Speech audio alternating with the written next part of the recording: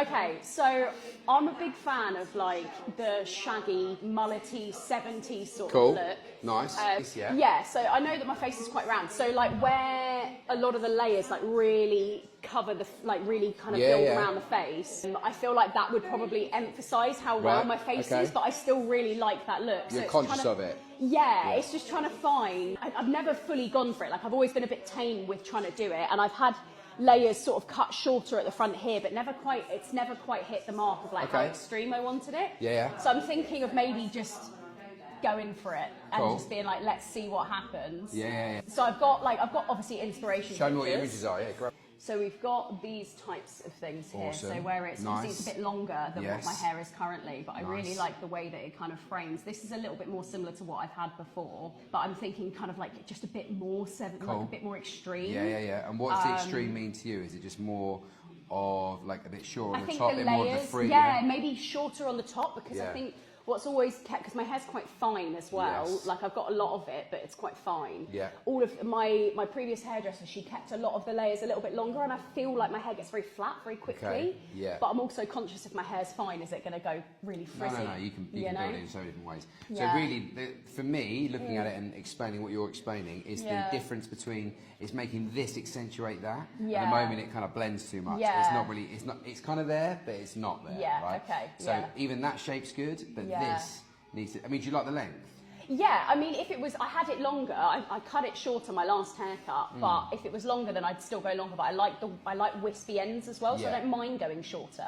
If that means a bit more wispy sort of ends rather than a blunt. No, that's cool. Yeah, that's kind of the vibe, basically. So at the moment, you've got this. You need to have more this. Does that make sense? As much as I can explain in my hands. But basically, if you imagine this is your sort of longest point, this corner basically just goes away. So I'd say lengthwise, if you went to like there, that'd be really nice. And then you're basically joining this to this, you're losing all that and you're creating loads of texture and loads of shape. Because your hair's slightly darker. Not that it's really dark, but it's harder to show texture. So you've got to overemphasize it to make it really pop. That's kind of probably where you may have had like in the past it hasn't worked as well. But here, that's just nothing, right? You can't see it. So this really needs like lifting and almost losing like a good sort of like half of that. So you really get that sort of, how are you styling it? What are you doing? I'm quite low maintenance a lot of the time because of my job. So I'm a wildlife filmmaker. So I'm out in the field like all the time. So sometimes I just wake up as a bird. But when I go out, or like when I'm trying to look nice, I generally just try and emphasise like the natural sort of wave, a little bit of wave I've got in it. So I use like sea salt spray and I'll scrunch dry it and let it dry naturally. And then sometimes I'll, with my straightness, specifically with my fringe, I try and get that real like curtain flick. So it's not Farrah Fawcett, that's so extreme, but that style, you know?